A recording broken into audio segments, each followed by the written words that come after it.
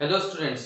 तो हमने graphical method of solving a pair of linear equation हमने पिछली क्लास में पढ़ा है। ठीक है, और वो एक्सरसाइज हम सॉल्व कर चुके हैं। इस एक्सरसाइज में हम पढ़ेंगे कुछ एल्जेब्रिक मेथड जिनसे हम पेयर ऑफ लीनियर इक्वेशन को हम सॉल्व कर सकते हैं। ठीक है, उसमें सबसे पहला जो मेथड है वो है हमारे पास सब्स्टिट्यूशन मेथड। सब्स्टिट्यूशन मेथड क्या होता है वो हम देखते हैं यहाँ पर। अच्छा, इससे पहले आपको ये ध्यान है कि लाइंस जो है पैरेलल कब होती है, इंटरसेक्टिंग कब होती है और कोलिनियर कब होती है, तो वो कंडीशन आपको ध्यान है। और अब देखते हैं कि सब्स्टिट्यूशन मेथड क्या कहता है हमें। तो इसमें कुछ एग्जांपल्स हम एनसीईआरटी टेक्स्ट बुक के ले रहे हैं। एग्जांपल 7 जो हमारा है यहाँ पर, solve the following pair of equations by substitution method.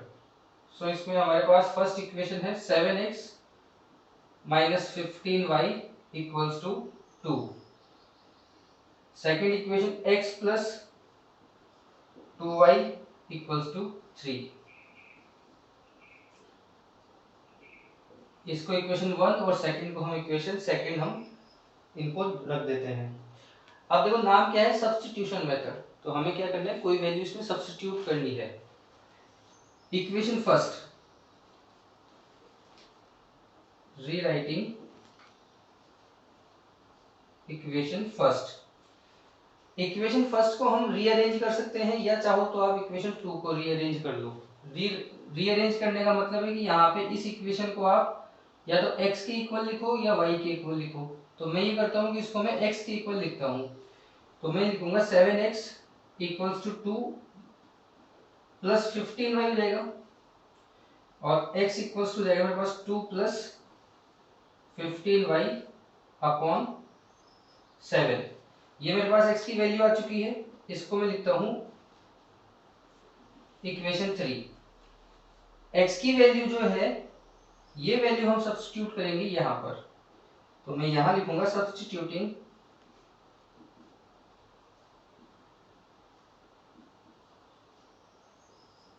Value of x in equation. अब देखो आपने फर्स्ट को रीराइट किया था यहाँ पर, तो सेकंड में आपको वैल्यू पुट करनी है। तो इक्वेशन सेकंड, तो सेकंड में x की वैल्यू में पुट करूंगा 2 plus 15y upon 7 plus 2y equals to 3। इसको आप एलसीएम लेके सिंप्लीफाई कर सकते हो। तो 7 2 प्लस 15y प्लस यहाँ पे बनेगा 14y इक्वल्स टू 3। आगे इसको सिंप्लीफाई करेंगे तो ये बनेगा मेरे पास 2 प्लस 29y, और 7 को क्रॉस मल्टीप्लाई करेंगे तो ये बन जाएगा 21। Then 29y equals to 21 minus 2, 2 transpose हो जाएगा उधर। तो y की वैल्यू हमारे पास यहां बनेगी 19 अपॉन 29। ठीक है, y की वैल्यू आ चुकी है हमारे पास। तो y की वैल्यू को क्या करेंगे, हम इक्वेशन 3 में सब्स्टिट्यूट कर लेंगे, या फिर आप चाहो तो 1 और 2 में भी सब्स्टिट्यूट कर सकते हो। आपके पास x की वैल्यू मिल जाएगी। Now putting y equals to 19 upon 29 in equation third. तो x की वैल्यू हमारे पास बनेगी 2 प्लस 15 इंटू 19 अपॉन 29 अपॉन 7। चलिए, ये वैल्यू हमारे पास बन जाएगी अब 2 प्लस 15 को अपन 9 से मल्टीप्लाई करेंगे तो हमारे पास वैल्यू आ जाएगी कितनी, 15 और 19 को मल्टीप्लाई करेंगे तो यहाँ पे 95 और 19, 5 9 9 8 18 और 285। तो ये हमारे पास बनेगी 285 अपॉन 29 अपॉन 7। देन फिर से हम इसको 29 एलसीएम लेंगे, तो यहाँ पर हमारे पास वैल्यू आएगी कितनी, 29 को 2 से मल्टीप्लाई करेंगे तो ये हमारे पास मिलेगा 58 प्लस 285 अपॉन 7। तो 285 में 58 को आप ऐड कर दोगे तो 13 और ये बनेगा 14 343। यहाँ पे सिंप्लीफाई करोगे तो हमारे पास मिलेगा 29 इंटू 7। अब 7 से आप इसको सब्स्टिट्यूट कर सकते हो तो ये बनेगा 49।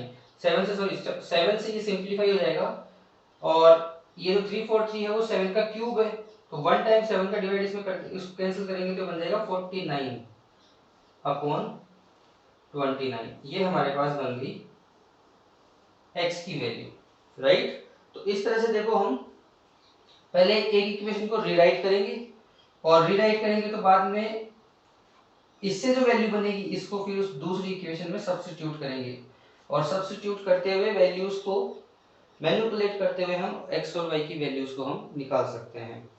चलिए तो अब आते हैं हमारे नेक्स्ट एग्जांपल के ऊपर।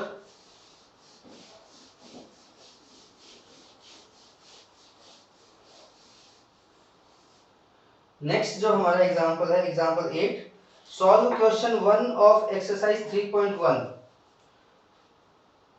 Exercise 3.1 by the method of substitution. तो क्वेश्चन 1 ऑफ एक्सरसाइज 3.1 में क्वेश्चन 1 सॉल्व करना है हमें, ठीक है। तो मैंने क्वेश्चन 1 निकाल लिया है यहाँ पर, ये था एग्जांपल 8।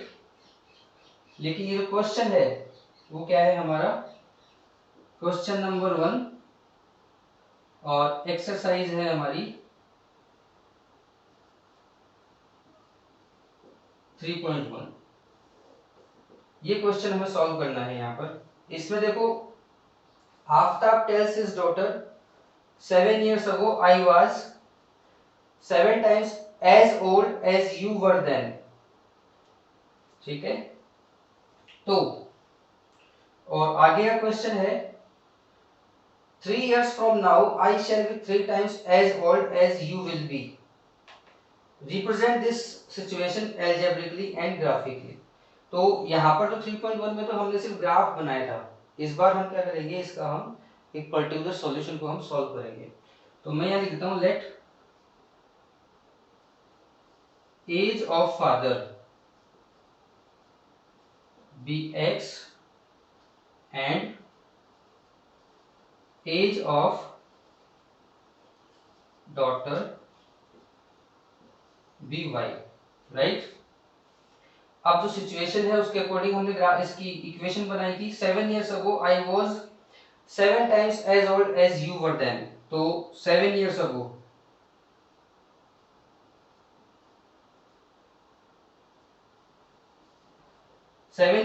अगर फादर की एज की बात करें तो x माइनस 7 होगी और डॉटर की एज की बात करें तो y माइनस 7 हो जाएगी। इन दोनों के बीच में रिलेशन क्या है, वो ये है कि I was 7 times as old as you were then, मतलब जो फादर था वो अपनी डॉटर का 7 टाइम्स ज्यादा बड़ा था, ठीक है। तो अपन क्या करेंगे, डॉटर की एज को 7 से मल्टीप्लाई कर देंगे, राइट। और x माइनस 7 हमारी इक्वेशन बन जाएगी 7 इंटू वाई माइनस 7। देखो यहाँ पर क्या होता है, कई बच्चे ये कंफ्यूज करते हैं कि 7 को फादर की एज से मल्टीप्लाई कर देते हैं। तो वो आपको काम नहीं करना है, आपको सिचुएशन समझनी है कि जो छोटा है उसको अगर मल्टीप्लाई करेंगे तो वो किसी बड़ी वैल्यू के बराबर होगा, राइट। तो इसको मैं आगे सॉल्व करता हूं तो x minus 7 equals to 7y minus 49। इसको और आगे सिंप्लीफाई करेंगे हम तो x minus 7y equals to minus 49 plus 7, इस तरह से आ जाएगा ये। और x minus 7y equals to ये हमारे पास बन जाएगा माइनस का 42। ये हमारी एक इक्वेशन बनती है यहाँ पर, इक्वेशन फर्स्ट। सेकंड जो है इसमें, सेकंड जो कंडीशन है 3 years from now I shall be 3 times as old as you will be, then 3 years from now। अब देखो 3 years from now का मतलब है कि फादर की एज हो जाएगी x प्लस 3 और डॉटर की एज जाएगी y+3। और इन दोनों में रिलेशन ये है कि फादर जो है वो 3 टाइम ज्यादा बड़ा है अपनी डॉटर से। तो इसको मैं इक्वेशन को लिखूं तो x+3 = 3y+9।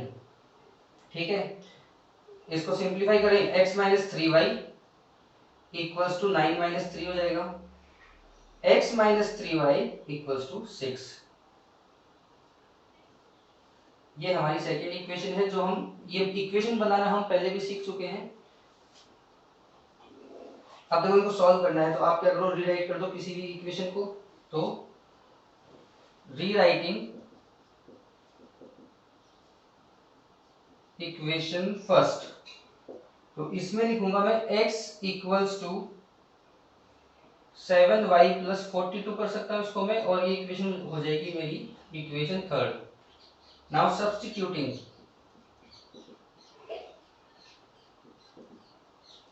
x in equation second,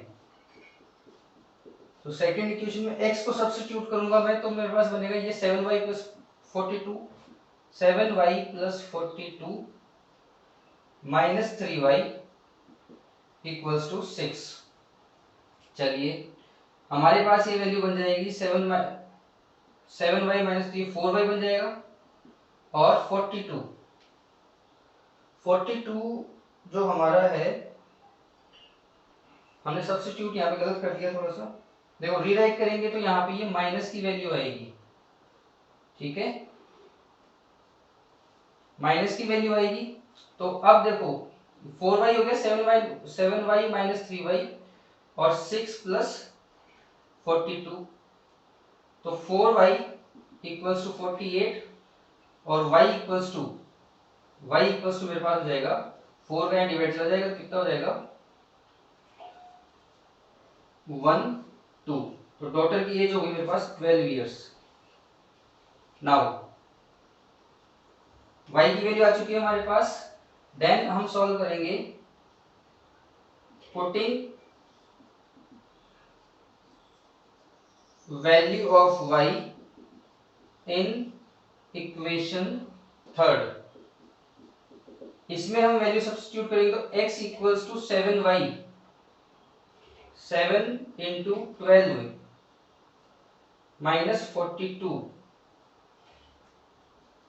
तो ये मेरे पास बनेगा 14 और 8 42 बनेगा, और यहाँ पे सॉल्व करूंगा तो ये वैल्यू बन जाएगी x = 42।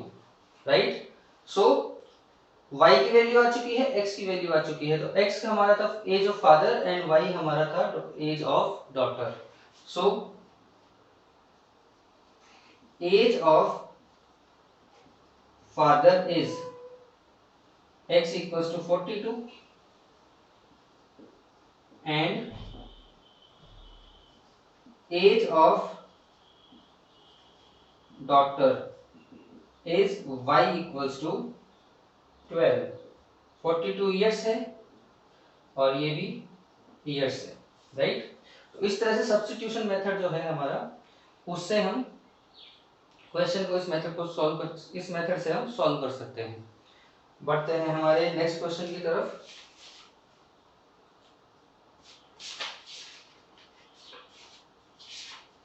चलिए एग्जाम्पल 9 है, लेट अस कंसीडर एग्जाम्पल 2। तो ये भी पिछला ही कोई एग्जाम्पल है जिसे हमें वापस से सॉल्व करना है।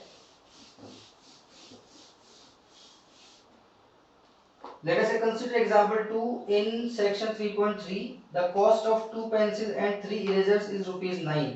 तो क्वेश्चन यहाँ लिखा हुआ है, example 9. The cost of 2 pencils and 3 erasers is ₹9। तो इसमें मैं लिखता हूं let cost of 1 pencil be x and cost of 2 erasers, sorry 1 eraser be y। अब क्वेश्चन के अकॉर्डिंग जो हमारी फर्स्ट इक्वेशन बनेगी वो कुछ इस तरह से होगी, कॉस्ट ऑफ 2 पेंसिल्स, अगर एक पेंसिल की कॉस्ट है x तो दो पेंसिल की कॉस्ट हो जाएगी 2x, राइट। एंड 3 इरेजर्स, एक इरेजर y है तो 3 इरेजर की कॉस्ट हो जाएगी 3y, इक्वल्स टू हमारे पास इक्वेशन है, किसके इक्वल है ये, ₹9 के इक्वल है। ये हमारी इक्वेशन फर्स्ट बनती है। Then cost of 4 pencils, 4 pencil की कॉस्ट 4x हो जाएगी एंड 6 इरेजर्स यानी 6y हो जाएगी, इक्वल्स टू हमारे पास है 18। अब आप दोनों इक्वेशन हमारे पास आ चुकी है, तो आप ये पता लगाओ कि इक्वेशन इंटरसेक्टिंग है या कोलिनियर है या पैरेलल है। तो आप देखोगे a1/a2 2/4 क्या होता है 1/2, 3/6 को हम सिंप्लीफाई करेंगे 1/2 और 9/18 को हम सिंप्लीफाई करेंगे तो भी क्या बनेगा हमारे पास 1/2 बनेगा। इसका मतलब क्या है, ये तीनों कोएफिशिएंट का रेशियो इक्वल है तो लाइंस हमारी कोलिनियर है। अब इनको सॉल्व करेंगे, जब कोलिनियर लाइंस को हम सब्स्टिट्यूशन मेथड से सॉल्व करते हैं तो क्या होता है वो हम यहाँ पे देखते हैं। तो अगेन रीराइटिंग इक्वेशन फर्स्ट, तो मैं इक्वेशन फर्स्ट को लिख सकता हूँ 2x equals to 9 minus 3y और x की वैल्यू मैं लिखूंगा 9 माइनस 3y अपॉन 2, राइट। इसको देता हूँ मैं इक्वेशन 3। जैसे मैंने इस इक्वेशन को x के इक्वल में लिखा है, x के इक्वल में ये वैल्यू, वैसे ही आप इसको y के इक्वल में भी लिख सकते हो, आंसर में कोई फर्क नहीं आएगा, right. Now substituting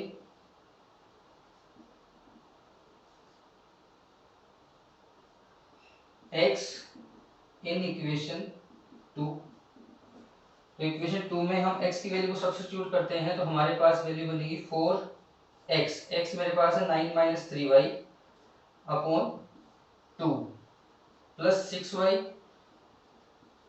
equals to 18। ये 2 से ये सिंप्लीफाई होगा 2, तो ये बनेगा मेरे पास 18, 2 को मैंने मल्टीप्लाई कर दिया minus 6y plus 6y equals to 18। अब आप यहाँ पर देखो 6 से 6 कैंसिल हो गया और ये 18 से इधर 18 कैंसिल हो जाएगा, यानी 0 इक्वल्स टू 0 इक्वेशन बनेगी हमारे पास, ठीक है। मतलब ये हो गया कि इसका कोई सॉल्यूशन निकल नहीं सकता यहाँ से, तो यानी सब्स्टिट्यूशन मेथड से हम किसी एक पर्टिकुलर सॉल्यूशन पे नहीं पहुंच सकते। क्यों नहीं पहुंच सकते, because these lines are collinear और इसके इनफाइनाइटली मैनी सॉल्यूशंस हैं, ठीक है। तो इस तरह से हमारा ये कोलिनियर इक्वेशन को हम सब्स्टिट्यूशन मेथड से सॉल्व करेंगे तो कुछ इस तरह से हमें मिलेगा। एग्जांपल 10 हम देखते हैं। Let us consider example 3 of section 3.2 will the rail cross each other. तो रेल की इक्वेशन हमें लिखी हुई है, मैं डायरेक्ट उन इक्वेशंस को लिखता हूं यहां पर। एग्जांपल 10, जो फर्स्ट इक्वेशन है रेल की, x plus 2y minus 4 equals to 0, या फिर मैं इसको लिख सकता हूं इक्वल्स टू 4। सेकेंड इक्वेशन हमारे पास है 2x plus 4y, 2x plus 4y equals to 12। ये हमारे पास सेकेंड इक्वेशन है। क्वेश्चन में आप देख सकते हो ये जो 4 है वो इधर ट्रांसपोज किया हुआ है और इक्वल्स टू 0 में लिखा हुआ है, तो उससे कोई फर्क हमें पड़ेगा नहीं। चलिए वही काम करना है, एक इक्वेशन को हम रीअरेंज करते हैं।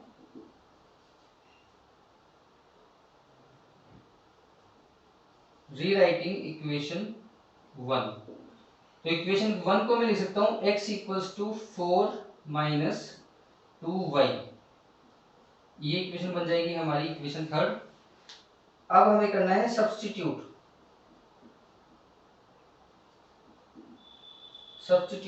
x in equation 2।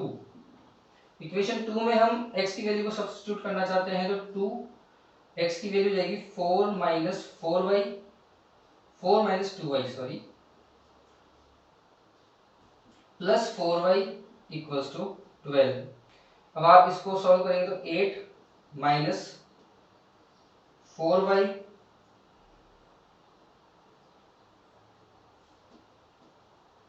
Plus 4y equals to 12, right. फिर हम इसको सॉल्व करना चाहते हैं आगे, सॉरी यहाँ पर हमारे पास 12 है, तो ये तो कैंसिल हो जाएगा और इस इक्वेशन को मैं इधर ले आऊंगा तो जाएगा 8 minus 12 equals to 0, minus 4 equals to 0, या फिर लिख सकता हूँ 4 इक्वल्स टू 0। ये हमारे पास एक स्टेटमेंट आया है 4 इक्वल्स टू 0 जब हम इस इक्वेशन को सिंप्लीफाई करते हैं तो लगी रहा है कि दिस स्टेटमेंट इज फॉल्स, यानी सब्स्टिट्यूशन मेथड से या किसी भी मेथड से हम पैरेलल इक्वेशन का कोई सॉल्यूशन नहीं निकाल सकते, इसलिए हमारे पास ये ऐसा एक स्टेटमेंट हमारे पास बना है। तो हम लिखेंगे this statement is false, this statement is false because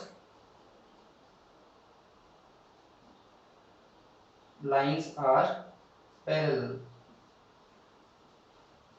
right. तो यहाँ पर आप ये देख भी सकते हो x अपॉन 1/2, 2/4 अगेन 1/2 और ये रहेगा 1/3, यानी a1/a2 equals to b1/b2 and not equals to c1/c2 बनेगा, यानी पैरेलल इक्वेशन की कंडीशन है वो हमें यहाँ पे मिलेगी।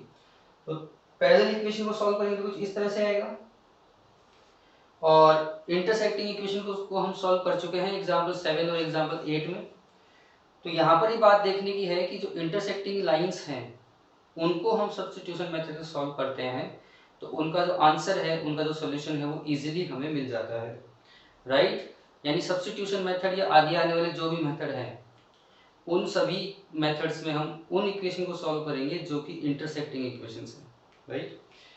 चलिए, तो आज की वीडियो में इतना ही करते हैं। अगले वीडियो में हम एक्सरसाइज 3.3 के क्वेश्चन सॉल्व करेंगे। वीडियोस आपको समझ में आ रहे हैं, आपको हेल्प मिल रही है तो वीडियोस को लाइक करो, शेयर करो और चैनल को सब्सक्राइब ज़रूर करो। Thank you.